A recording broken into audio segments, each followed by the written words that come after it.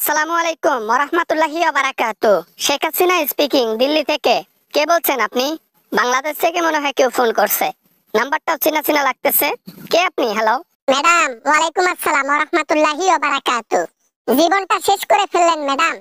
ভুল করে আওয়ামী লীগ করতে গিয়ে আজকে বাস খাইলাম।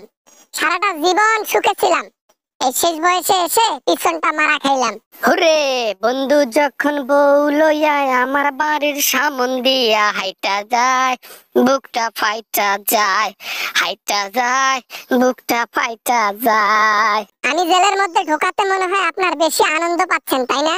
এই আনন্দ একদিন আপনার পেছন দিয়ে দেবে জনগণ, ঠিক আমাদের মতো। আজকে ধরা খাইয়া পিছন দিয়ে বড় বড় সিদ্ধ ডিম দিচ্ছে, আপনার পেছনে উটপাখির ডিম দেবে। আমার নাম হাসিনা, আমি হলো চালাক ব্যক্তি। আমার উপর টেক্কা মারাইয়া জনগণের কাম না। আমার সাথে লড়তে গেলে আমাকে পর্যন্ত আসতে হবে। জনগণের ওই সাধ্য নাই। আসার সময় কেউ আমাকে ধরতে পারছে? হ্যাঁ, ওই হাসিনা, লেকচার একটু কম করে মার। হাসিনা, তুই রান্না করে রাখছিস বাসার মধ্যে, ভাত খাওয়ার সময় পাস নাই। তোর বেলা পর্যন্ত তোর বুকের মধ্যে নিতে পারস নাই, জনগণ অ্যাটাক করছে। মনে আছে? সাহস থাকলে থাকতি। আবার না মানে আমি ডায়েট কন্ট্রোল করি, এই জন্য সেই দিন ভাত খাই নাই। কাপড় চোপড় সবকিছু রাইখে আসছি। আমি কি বোকা পাইছো নাকি আমারে, যে আমি আমার জীবন এমনি এমনি দিয়ে দেব জনগণের কাছে? এত বোকা আমি না, বুঝছো মামো?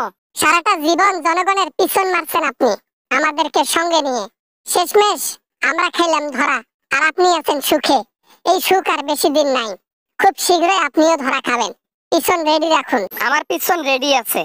পিছন মারা দেবার হলে আমি শুধু মুদিকে দেব, তাছাড়া কাউকে আমি পিছন মারা দেব না। আমাকে এত সস্তা পাইছো নাকি এমনি এমনি কাউকে পিছন মারা দেব? আমার স্বামী আছে, আমার সন্তান আছে।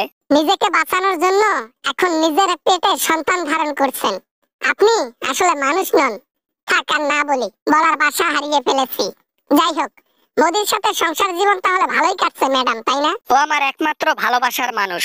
ওই মানুষটাকে ছাড়া আমার একটা সেকেন্ডও কাটে না। ওই মানুষটাকে আমি অনেক ভালোবাসি, নিজের চাইতে বেশি ভালোবাসি।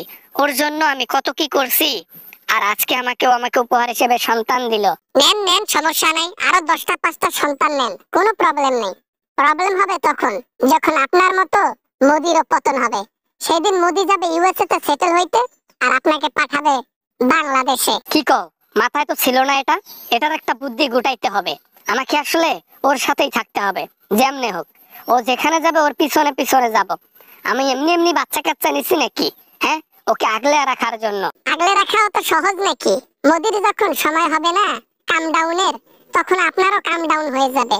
মোদির ক্ষমতা আছে যতদিন, হাসিনা তুমি দিল্লিতে আছো ততদিন।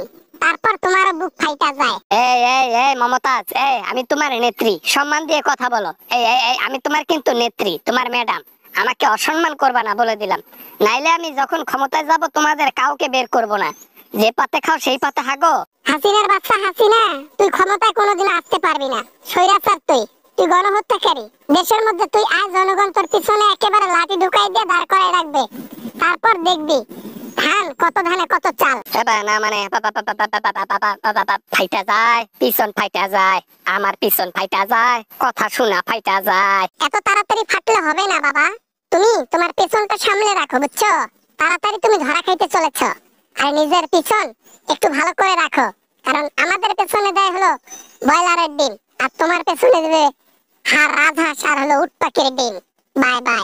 আসসালামু আলাইকুম বন্ধুরা, আশা করি ভিডিওটা ভালো লেগেছে, অনেক এনজয় করেছেন। যদি ভিডিওটা ভালো লাগে অবশ্যই একটা লাইক করবেন, আর ভিডিও শেয়ার করতে ভুলবেন না। এরকম অ্যামেজিং ভিডিও আমি আমার চ্যানেল সবসময় আপলোড দিয়ে থাকি। ভিডিও ভালো লাগলে অবশ্যই একটি লাইক করবেন, হ্যাঁ।